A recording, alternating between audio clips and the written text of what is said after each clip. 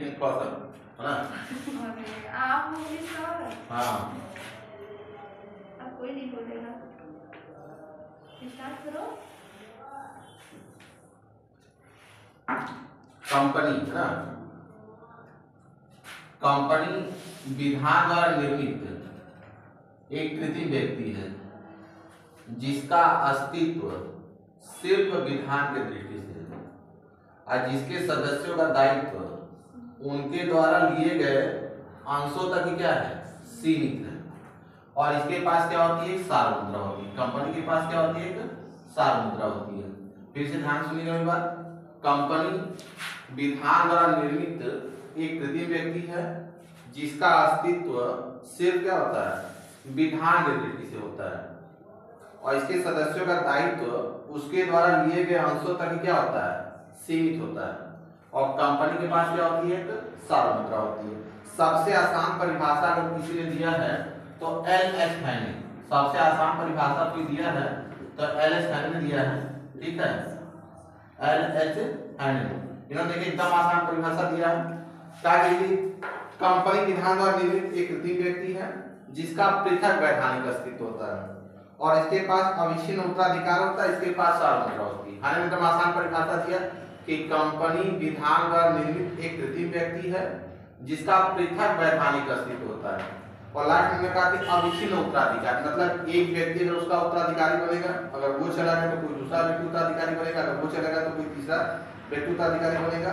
और कंपनी के पास क्या होती है, एक सार मुद्रा होती है। अब देखिए यही दोनों बात जो कंपनी की अर्थ है और कंपनी की परिभाषा है वो सेम पॉइंट, सेम हेडिंग आपको कहाँ मिलेगा, कंपनी की विशेषताएं, है ना? सारी टॉपिक जितनी बात ये दोनों अर्थ और परिभाषा में एक बार और हम बोल देते हैं।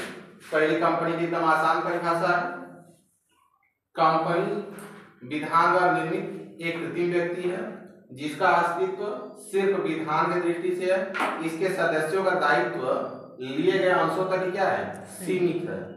और कंपनी के पास क्या होती है, एक सार मुद्रा होती है। हैनी ने देखिए एकदम आसान परिभाषा दिया कि कंपनी विधान द्वारा निर्मित कृत्रिम व्यक्ति है जिसके सदस्यों का दायित्व क्या होता है, इसके पृथक होता है। इसके पास क्या होता है, अविच्छिन्न उत्तराधिकार होता है। इसके पास क्या होता है, सार मुद्रा होता है। तो ये दोनों बातें जो है इसको हम पॉइंट टू पॉइंट क्या करेंगे, विशेषता में क्लियर कर लेंगे। देखिए सबसे पहली बात जो बोल रहा है विशेषता में, विधान द्वारा निर्मित कृत्रिम व्यक्ति, विधान द्वारा निर्मित कृत्रिम व्यक्ति, विधान द्वारा निर्मित क्या होता है, कृत्रिम व्यक्ति। एकदम आसान टॉपिक है। कह रहा है कि कंपनी का जो निर्माण होता है वो किसके द्वारा होता है, विधान के द्वारा होता है। कंपनी का जो निर्माण होता है वो किसके द्वारा होता है, विधान के द्वारा होता है। का कृत्रिम व्यक्ति, आर्टिफिशियल पर्सन, कार्य एक व्यक्ति के भांति है और व्यक्ति के भांति तो इसके हाथ पैर नहीं होते हैं, लेकिन कंपनी का अधिकार, कर्तव्य, दायित्व, तीन वर्ड है। कंपनी का अधिकार, कर्तव्य और दायित्व एक व्यक्ति के भांति होता है। फॉर एग्जाम्पल, अगर कोई एक व्यक्ति किसी दूसरे व्यक्ति के ऊपर मुकदमा कर सकता है तो दूसरा व्यक्ति भी उस व्यक्ति के ऊपर क्या कर सकता है, मुकदमा कर सकता है। ठीक सेम प्रोसेस एक कंपनी में है। एक कंपनी भी किसी दूसरे कंपनी के ऊपर या किसी थर्ड पर्सन के ऊपर मुकदमा कर सकती है और दूसरा व्यक्ति भी कंपनी के ऊपर या दूसरा कंपनी के ऊपर क्या कर सकती है, मुकदमा करती है। तो क्या एकदम आसान टॉपिक है ये, क्या आपका विधान द्वारा निर्मित कृत्रिम व्यक्ति है। अब देखिए सेकेंड टॉपिक जो आपका क्या है, एकदम आसान है, स्थायी अस्तित्व का। इसका अस्तित्व क्या है, स्थायी है। स्थायी क्यों बोला गया कि एक बार कंपनी की स्थापना अगर कर लेते हैं तो कंपनी की स्थापना करने के बाद इसके सदस्यों के अन्यत्र चले जाने या सदस्यता छोड़ देने या किसी और स्थान पे चले जाने पर कंपनी के अस्तित्व पर कोई प्रभाव नहीं पड़ता। एक बार कंपनी स्थापित होती तो वो निरंतर क्या होती है, चलती रहती है। फिर देखिए अगर अलग स्वतंत्र अस्तित्व, अगला टॉपिक एकदम आसान है, अलग स्वतंत्र अस्तित्व। अब बात देखिए, अब अलग स्वतंत्र अस्तित्व क्या है कि इसके सदस्यों का अस्तित्व कंपनी के अस्तित्व से क्या होता है, अलग होता है। सदस्यों के पागल होने, दिवालिया होने या कंपनी को छोड़ देने पर कंपनी के ऊपर क्या होता है, कोई विशेष प्रभाव नहीं पड़ता है। फिर देखिए अगला टॉपिक क्या है, सीमित दायित्व। सीमित दायित्व, कंपनी के सदस्यों का दायित्व क्या होता है, सीमित होता है। उनके द्वारा लिए गए अंशों तक उनका दायित्व क्या होता है? सीमित होता है। आइए दो शब्द अलग से क्लियर कर देते हैं। एक आपके पास सीमित होता है, एक आपका असीमित होता है। सीमित का मतलब क्या होता है और असीमित का मतलब क्या होता है? ध्यान दीजिए मेरी बात। जैसे मान लीजिए एग्जाम्पल फॉर मैं कंपनी का 100 रुपए का शेयर परचेज किया है ना, और कंपनी को पेमेंट हम कितना किए? केवल 80 रुपए। तो अगर हमारी दायित्व कंपनी के प्रति क्या है? सीमित है, तो अब बकाया रकम कितना? केवल 20 रुपया ही क्या करेंगे? कंपनी को पेमेंट करेंगे। जो बकाया रकम है कंपनी कितना पेमेंट करेंगे? केवल 20 रुपया ही पेमेंट करेंगे। असीमित दायित्व का मतलब क्या होता है? मान लीजिए कंपनी से हम 100 रुपया लिए हैं और 80 रुपया पेमेंट किए हैं, लेकिन कंपनी को लॉस हो गई, मान लीजिए 10 रुपया एक्स्ट्रा लॉस हो गई, तो कहा हमें 20 रुपया वो तो पेमेंट करना ही पड़ेगा बकाया रकम। बाकी कंपनी की जो लॉस होगी, जो हानि होगी, वो भी रकम क्या करना होगा? करना पड़ेगा। इसके बाद यह है कि कंपनी अगर समाप्त हो जाती है तो इसके सदस्यों का दायित्व भी क्या होता है? 1 साल क्या रहता है? जिंदा रहता है। मतलब 1 साल तक अगर कोई दायित्व निकल जाता है तो वो क्या होता है? उसमें पेमेंट करना पड़ता है। ये अलग टॉपिक थी। फिर देखिए अगला टॉपिक क्या? सार मुद्रा। अगला जो मुद्रा है वो सार मुद्रा है। अब सार मुद्रा क्या? देखिए कंपनी द्वारा महत्वपूर्ण प्रलेख, कंपनी द्वारा महत्वपूर्ण प्रलेख, पार्षद सीमा नियम, पार्षद अंतर नियम, प्रविरण जारी करना पड़ता है। जब कंपनी पार्षद सीमा नियम, प्रविरण और पार्षद अंतर नियम जारी करती है तो कंपनी का कोई वैध उत्तराधिकारी, कंपनी का कोई वैध उत्तराधिकारी क्या करता है? उस पर साइन करता और मुहर लगाता, सार मुद्रा लगाता है। अब हम क्लियर कर बात क्या है? अगर कोई अधिकारी क्या करता है? केवल साइन करता और सार मुद्रा नहीं लगाता, तो क्या उस कंपनी के प्रपत्र के प्रति केवल व्यक्ति उत्तरदायी होगा। लेकिन कंपनी का क्या करता है? कंपनी का वैध उत्तराधिकारी साइन करता है और सार मुद्रा लगाता है, तो क्या उस प्रपत्र के प्रति कौन उत्तरदायी होगा? आपका कंपनी उत्तरदायी होगा। फिर देखिए अगला टॉपिक क्या रहा? हस्तांतरण योग्य अंश। हस्तांतरण योग्य अंश, मान लीजिए कंपनी किसी व्यक्ति की, कंपनी हमारा एक एपीएल ना, एक कंपनी का नाम एपीएल है, इसने क्या किया? एक शेयर जो है एक थर्ड पार्टी को दिया, राम नाम के व्यक्ति को दिया, तो कंपनी का लाभांश होगा तो किसको देगा? राम को, ठीक है। और राम ने उस शेयर को किसको दे दिया? श्याम को। अब कंपनी लाभांश किसको देगी? श्याम को देगी। तो इसने कहा कि कंपनी का जो अंश होता है वो हस्तांतरित होता है। मतलब एक व्यक्ति किसी दूसरे व्यक्ति को, दूसरा व्यक्ति किसी तीसरे व्यक्ति को, तीसरा व्यक्ति किसी चौथे व्यक्ति को, कंपनी लाभांश उस व्यक्ति को देगी जो व्यक्ति क्या करेगा? वह शेयर क्या करेगा? कंपनी की समझ क्या करेगा? प्रस्तुत करेगा। फिर देखिए अगला टॉपिक है लोकतांत्रिक प्रबंध। कंपनी की जो प्रबंध है व्यवस्था क्या? लोकतांत्रिक।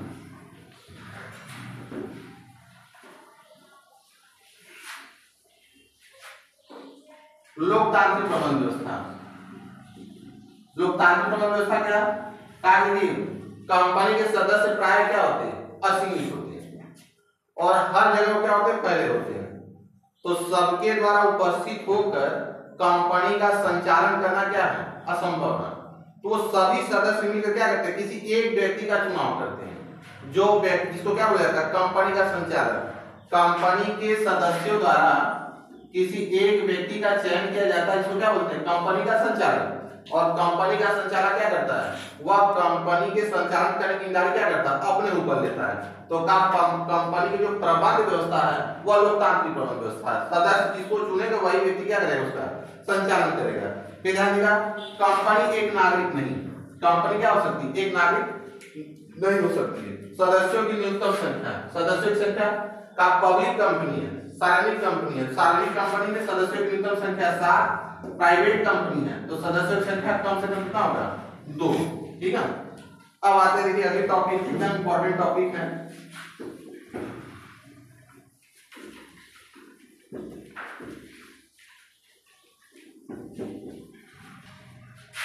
कंपनी के प्रकार। नेक्स्ट टॉपिक आपकी कंपनी के प्रकार, types of company. Types of company को 5 आधारों पर बांटा गया, बेस ऑफ 5। फर्स्ट एकदम सिंपल है, सम्मेलन के आधार पर,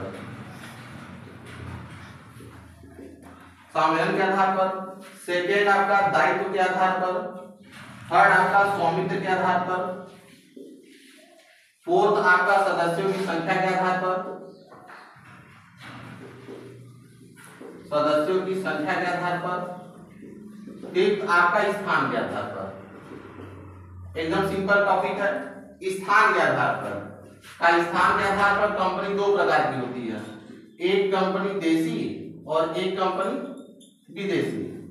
एकदम सिंपल, देशी कंपनी वह कंपनी होती है जिसकी स्थापना और प्रबंध और संचालन अपने देश द्वारा किया जाता है, वह कंपनी देशी कंपनी कहलाती है।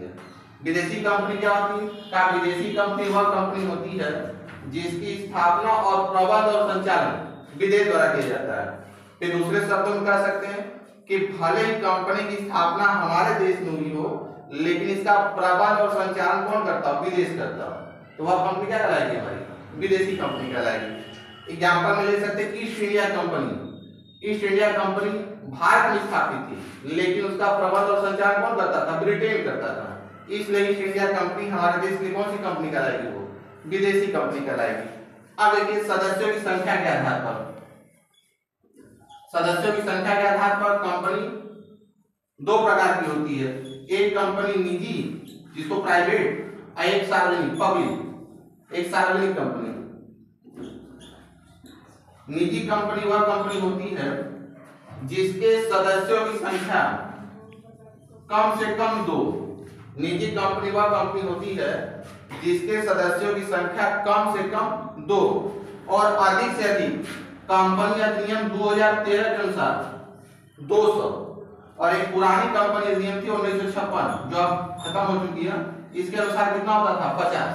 निजी कंपनी वह कंपनी होती है जिसके सदस्यों की संख्या कम से कम 200 और कंपनी अधिनियम 2013 के अनुसार 200 और 1956 के अनुसार 50।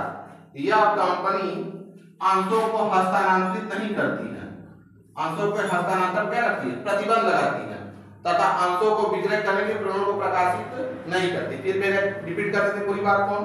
निजी कंपनी वह कंपनी होती है जिसके सदस्यों की संख्या कम से कम 2 और अधिक से अधिक 200। यह कंपनी अंशों को विक्रय करने के लिए प्रकरण को प्रकाशित नहीं करती है तथा अंशों के हस्तांतरण क्या करती है? प्रतिबंध लगाती है। हस्तांतरण की टॉपिक हमने पहले क्लियर कर लिया कि मान लीजिए एक कंपनी हमारी है एपीएल है, तो एपीएल ने एक अंश खरीदा कंपनी से, एक व्यक्ति राम जो अंश खरीदा कंपनी से, लेकिन राम जो है श्याम को वो अंश नहीं दे सकता क्योंकि निजी कंपनी से क्या करती है? प्रतिबंध लगाती है। लेकिन सार्वजनिक कंपनी क्या करती है? छूट देती है कि हर व्यक्ति अपने अंश को स्टॉक एक्सचेंज मार्केट में क्या कर सकता है? बेच सकता है। सार्वजनिक कंपनी जेट इसी से रिलेटिव है। सार्वजनिक कंपनी वह कंपनी होती है जिसके सदस्यों की संख्या कम से कम 7, अधिक से अधिक असीमित। सार्वजनिक कंपनी वह कंपनी होती है जिसके सदस्यों की संख्या कम से कम 7, अधिक से अधिक असीमित होती है। यह कंपनी अंशों को विक्रय करने के लिए प्रकरण को प्रकाशित करती है तथा अंशों के हस्तांतरण पर प्रतिबंध नहीं लगाती है। फिर से रिपीट कर देते हैं, सार्वजनिक कंपनी वह कंपनी होती है जिसके सदस्यों की संख्या कम से कम 7, अधिक से अधिक असीमित है। यह कंपनी अंशों को विक्रय करने के लिए प्रकरण को प्रकाशित नहीं करती है, अंशों के हस्तांतरण क्या करती है? प्रतिबंध लगाती है। अब स्वामित्व के आधार पर हमारा थर्ड ऑप्शन था, स्वामित्व के आधार पर। स्वामित्व के आधार पर कंपनी 3 प्रकार की होती है, एक सरकारी कंपनी, एक सूत्रधारी कंपनी, एक सहायक कंपनी। एग्जाम्पल की सहायता से इसको समझने का प्रयास करेंगे, एकदम आसान टॉपिक है ना। लाइक और शेयर और कमेंट करते जाइए। सरकारी कंपनी, सरकारी कंपनी वह कंपनी होती है जिसके सदस्यों की संख्या सरकारी कंपनी वह कंपनी होती है जिसके कुल पूंजी का 51% अंश केंद्र सरकार या राज्य सरकार या दोनों ने मिलकर क्या किया? क्रय कर दिया है। सरकारी कंपनी वह कंपनी होती है जिसके कुल पूंजी का 51% अंश केंद्र सरकार या राज्य सरकार या दोनों ने मिलकर क्या किया हो? क्रय कर दिया हो, वह कंपनी क्या कहलाती है? सरकारी कंपनी। फॉर एग्जांपल कोई एक कंपनी है जिसकी कुल पूंजी 1 लाख है, अगर 1 लाख में 51% मतलब 51,000 अगर इसमें गवर्नमेंट का कोई डोनेशन है, गवर्नमेंट ने पूंजी प्रोवाइड की है, तो ऐसे कंडीशन वह कंपनी क्या हो जाएगी? हमारी सरकारी कंपनी हो जाएगी। अब सूत्रधारी कंपनी, पहले आसान शब्दों में समझाएं। सूत्रधारी कंपनी वह कंपनी होती है जो किसी अन्य कंपनी का क्या करती है? संचालन करती है, वह कंपनी क्या कहलाती है? सूत्रधारी कंपनी। और सहायक कंपनी वह कंपनी होती है जो किसी अन्य कंपनी का क्या होती है, संचालक होती है। फॉर एग्जांपल हम एक एग्जांपल लेते अपना जो है यहाँ पे, मान लीजिए एक कंपनी हमारी एपीएल है, एक कंपनी हमारी एपीएल है, इसके अंतर्गत कई कंपनी है, बीपीएल, एपीएल, सीपीएल, कई कंपनी है। तो ये मेन कंपनी है, जो मेन कंपनी है ये तीनों कंपनी का क्या करेगी, प्रबंध करेगी और संचालन करेगी। तो ये जो मेन कंपनी ये एपीएल है, एपीएल हमारी क्या कहलाएगी, सूत्रधारी कंपनी, और ये कंपनी क्या कहलाएगी हमारी सहायक कंपनी। तो सूत्रधारी कंपनी वह कंपनी होती है जो किसी अन्य कंपनी का प्रबंध एवं संचालन करती है, और सहायक कंपनी वह कंपनी होती है जो किसी अन्य कंपनी के अधीन अपना क्या करती है, कार्य करती है। अब आते हैं अगली टॉपिक एकदम सिंपल, दायित्व के आधार पर। दायित्व के आधार पर सीमित दायित्व वाली कंपनी, सीमित दायित्व वाली कंपनी, असीमित दायित्व वाली कंपनी। दायित्व के आधार पर सीमित दायित्व वाली कंपनी, असीमित दायित्व वाली कंपनी। अब देखिए सीमित दायित्व वाली कंपनी वह कंपनी होती है जिसके सदस्यों का दायित्व उनके द्वारा लिए गए अंशों तक क्या होता है, सीमित होता है। वह कंपनी क्या कहलाती है, सीमित दायित्व वाली कंपनी कहलाती है। यह कंपनी अपने नाम के अंत में एलटीडी लिमिटेड शब्द का क्या करती है, प्रयोग करती है। इसमें अगर टाइप देखने तो दो प्रकार की होती है, अंशों द्वारा सीमित कंपनी, गारंटी द्वारा सीमित कंपनी। अगर किसी सदस्य ने कंपनी के लिए कोई गारंटी लिया है तो उस गारंटी तक उसका दायित्व क्या होगा, सीमित होगा। अगर कंपनी ने कंपनी का अंश लिया और सीमित दायित्व, तो उस अंश के रकम तक उसका दायित्व क्या होगा, सीमित होगा। असीमित दायित्व वाली कंपनी, असीमित दायित्व वाली कंपनी वह कंपनी होती है जिसके सदस्यों का दायित्व उनके द्वारा लिए गए अंशों तक क्या होता है, सीमित नहीं होता, बल्कि उनकी निजी संपत्ति भी कंपनी के प्रति क्या होती है, उत्तरदायी होती है। अगर कोई सदस्य कंपनी का 100 रुपए का अंश लिया है और कंपनी को घाटा 110 रुपए की होती है, तो क्या उस सदस्य का 100 रुपया तो कंपनी में डूबेगा ही, 10 रुपया पूरा करने के उसे घर से पैसा लाके क्या करना होगा, उसको देना होगा। ये चौथी टॉपिक थी। अब एकदम फर्स्ट टॉपिक एकदम सिंपल टॉपिक है, सम्मेलन के आधार पर। सम्मेलन के आधार पर चार्टर्ड कंपनी,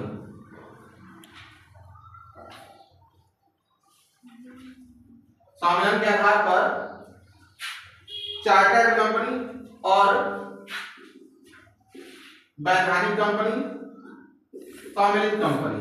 सम्मिलित कंपनी, चार्टर्ड कंपनी वह कंपनी होती है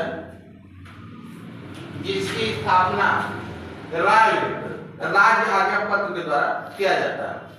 इस कंपनी की स्थापना का मुख्य उद्देश्य किसी क्षेत्र पर सैन्य शक्ति बढ़ाना या किसी क्षेत्र पर अपना अधिकार करना।